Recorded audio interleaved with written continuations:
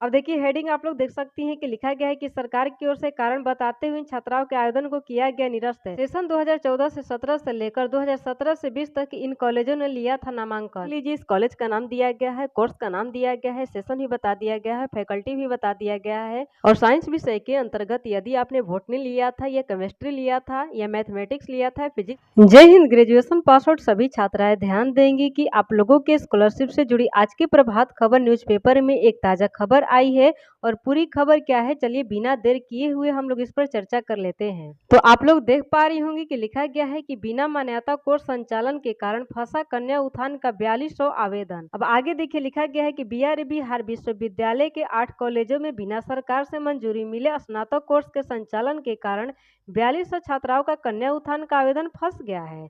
इन छात्राओं के आवेदन को सरकार की ओर से यह कारण बताते हुए रिजेक्ट कर दिया गया है।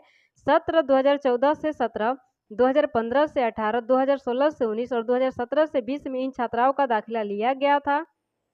अब देखिए आवेदन रिजेक्ट होने के बाद से छात्राएं परेशान हैं। उनका कहना है कि सरकार ने कहा था कि स्नातक उत्तीर्ण सभी छात्राओं को मुख्यमंत्री कन्या उत्थान योजना का लाभ दिया जाएगा, लेकिन उनके आवेदन को रिजेक्ट कर दिया गया है। छात्राओं को विश्वविद्यालय की ओर से बताया गया कि इन कॉलेजों में स्नातक के प्रतिष्ठा पाठ्यक्रम को सरकार से संबंधित सत्र में मंजूरी नहीं दी थी, यानी कि जिस ऑनर्स विषय से आप लोगों ने ग्रेजुएशन किया है उसको सरकार की तरफ से मान्यता प्राप्त नहीं था।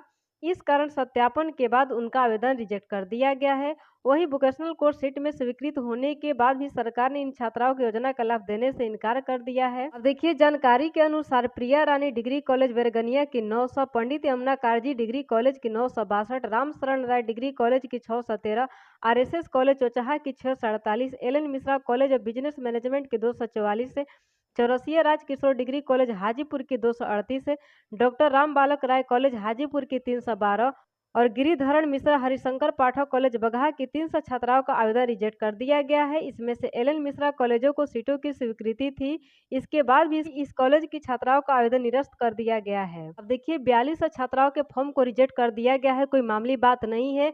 हालांकि इसमें छात्राओं की बिल्कुल भी कोई गलती नहीं है, गलती हुई है कॉलेज के द्वारा कि बिना मान्यता प्राप्त विषय में एडमिशन ले लिया गया और यूनिवर्सिटी की भी गलती है कि उस वक्त वो कोई एक्शन नहीं ली। साथ ही शिक्षा विभाग की भी गलती है कि जब एडमिशन लिया जा रहा था, कॉलेजों के द्वारा लापरवाही की जा रही थी, तब तक तो कोई एक्शन नहीं लिया गया, लेकिन जैसे ही बात आई स्कॉलरशिप देने की तो इस तरह का एक्शन लिया गया है। तो ये छात्राओं के साथ सरासर नाइंसाफी है, इसमें छात्राओं की कोई गलती नहीं है।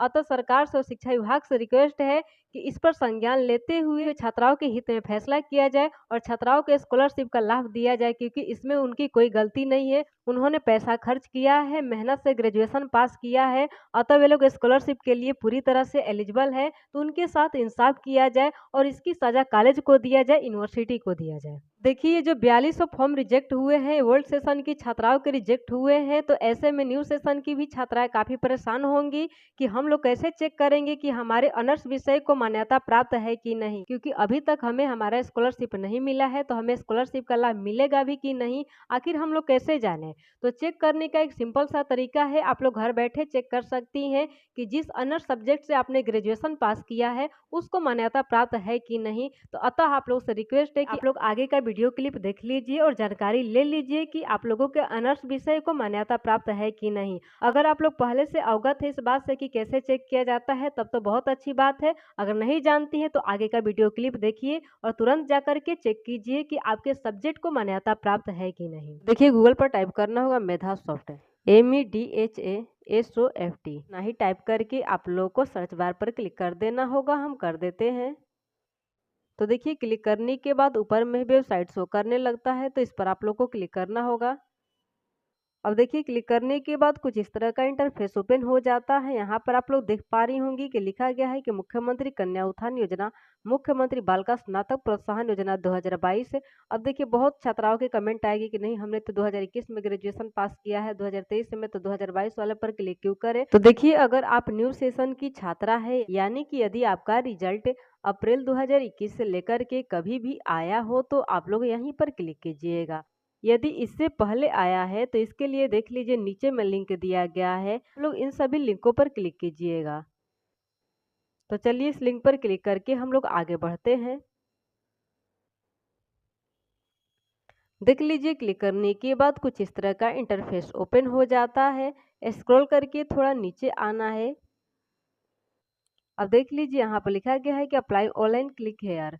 यहाँ पर देख लीजिए, स्पष्ट तौर पर लिखा गया है कि जिन भी छात्राओं का रिजल्ट 1 अप्रैल 2021 से लेकर के 30 सितंबर 2023 के बीच में आया है, वे लोग यहाँ पर क्लिक कर सकती हैं।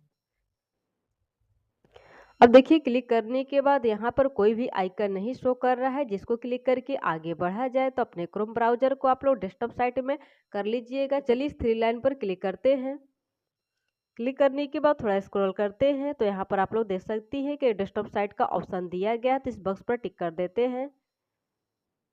तो देखिए, टिक करते ही सारा आइकन शो करने लगा है। तो देख लीजिए, यहाँ पर एक ऑप्शन दिया गया है यूनिवर्सिटी प्लस का, तो इस पर आप लोग को क्लिक करना होगा। हम क्लिक करते हैं। तो देख लीजिए, क्लिक करने के बाद यहाँ भी लिस्ट ऑफ कॉलेजेस दिया गया है और देखिए नीचे में दिया गया है लिस्ट ऑफ कोर्सेज, तो इस पर आप लोग को क्लिक करना होगा।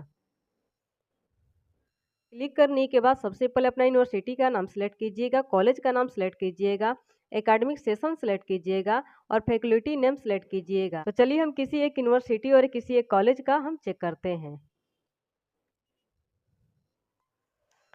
तो चलिए, इस बार हम सबसे लास्ट यूनिवर्सिटी यानी कि वीर कुंवर सिंह यूनिवर्सिटी को सिलेक्ट करते हैं और यहाँ पर कॉलेज का नाम सेलेक्ट कर लेते हैं।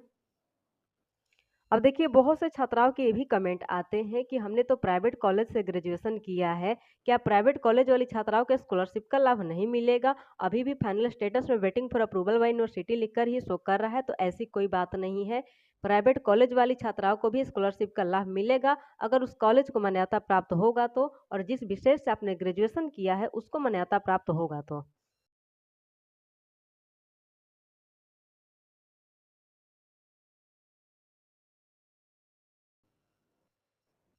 तो देखिए, हम सिलेक्ट करेंगे टीएसआई महिला कॉलेज आरा। ये भी एक प्राइवेट कॉलेज ही है और इस कॉलेज से पास होने वाली छात्राओं को भी स्कॉलरशिप का लाभ मिला है और मिलता है, क्योंकि इस कॉलेज को मान्यता प्राप्त है। हालांकि फॉर्म वगैरह भरते वक्त पैसा ज़्यादा लगता है, उससे मतलब नहीं है, लेकिन इस कॉलेज को मान्यता प्राप्त है। तो इसी कॉलेज को हम सिलेक्ट करते हैं। अब एकेडमिक सेशन यानी कि जिस सेशन से हमने ग्रेजुएशन पास किया है उसको सिलेक्ट करते हैं।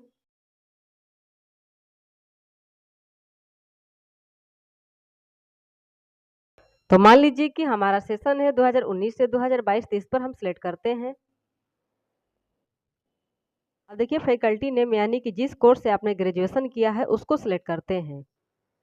तो देखिए, सबसे ज़्यादा क्वेश्चन आते हैं कॉमर्स वाले स्टूडेंट्स के ही। तो चलिए, हम कॉमर्स को ही सिलेक्ट करते हैं और जानने का प्रयास करते हैं कि जिन्होंने भी कॉमर्स से ग्रेजुएशन किया है उन्हें स्कॉलरशिप का लाभ मिलेगा कि नहीं। तो चलिए, इसको हम सिलेक्ट कर लेते हैं। पूरा डिटेल फिल करने के बाद सर्च बार पर क्लिक कर देना होता है, तो हम क्लिक कर देते हैं। तो देख लीजिए, यहाँ पर लिख रहा है नो रिकॉर्ड फाउंड, यानी कि इस सेशन से जिन्होंने भी कॉमर्स विषय से ग्रेजुएशन किया है उसमें किसी भी स्टूडेंट का नाम नहीं है, यानी किसी को भी फिलहाल स्कॉलरशिप का लाभ नहीं मिलेगा। जिन्होंने भी इस कॉलेज से सेशन 2019 से 2022 में कॉमर्स विषय से ग्रेजुएशन किया है वे फिलहाल वेट करें। तो चलिए, इस बार साइंस सब्जेक्ट को हम लोग सिलेक्ट करते हैं और जानने का प्रयास करते हैं कि जिन्होंने भी वीर कुंवर सिंह यूनिवर्सिटी के अंतर्गत टीएसआई महिला कॉलेज से 2019 से 22 में साइंस विषय से ग्रेजुएशन पास किया है उन्हें स्कॉलरशिप का लाभ मिलेगा कि नहीं। तो इस बार साइंस विषय को हम सिलेक्ट करते हैं और सर्च पर क्लिक कर देते हैं।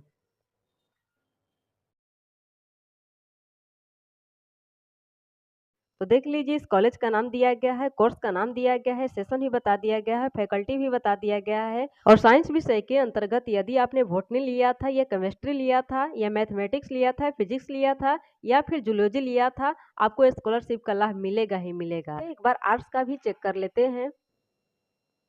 तो दोबारा से हम फैकल्टी नेम पर सिलेक्ट करेंगे और इस बार आर्ट्स विषय को सिलेक्ट करेंगे और दोबारा से सर्च बार पर क्लिक करेंगे। तो देख लीजिए, फैकल्टी नेम आर्ट्स के तहत जितने भी कोर्सेज होते हैं सबका नेम दिया गया है। अगर आपने इनमें से किसी से भी ग्रेजुएशन किया है तो आप लोगों को स्कॉलरशिप का लाभ कोई भी संशय नहीं है।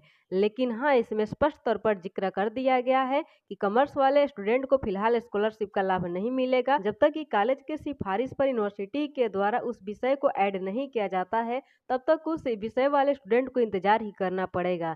तो इस तरह से आप लोग भी अपने यूनिवर्सिटी का नाम यहाँ पर फिल कर करके, अपने कॉलेज का नाम फिल करके, अपना एकेडमिक सेशन फिल करके, फैकल्टी फिल करके सर्च कर सकती हैं और जान सकती हैं कि आपको स्कॉलरशिप का लाभ मिलेगा कि नहीं मिलेगा। तो इस तरह से भी आप लोग अपना संशय दूर कर सकती हैं। उम्मीद करते हैं कि इस वीडियो में मेरे द्वारा दी गई जानकारी आप लोग को अच्छी लगी होगी। अगर अच्छी लगी होगी तो वीडियो को लाइक कर दीजिएगा। अगर इसके अलावा भी किसी के मन में किसी प्रकार का क्वेश्चन हो, साथ ही आप लोग चैनल पर न्यू आए होंगे तो चैनल को सब्सक्राइब करके बेल आइकन को प्रेस करके जो भी क्वेश्चन करना होगा वीडियो के कमेंट बॉक्स में टाइप कर दीजिएगा। नेक्स्ट वीडियो में उससे संबंधित जानकारी हमारे द्वारा दे दी जाएगी। तो आज के वीडियो में दोस्तों इतना ही, मिलते हैं नेक्स्ट वीडियो में। तब तक के लिए जय हिंद।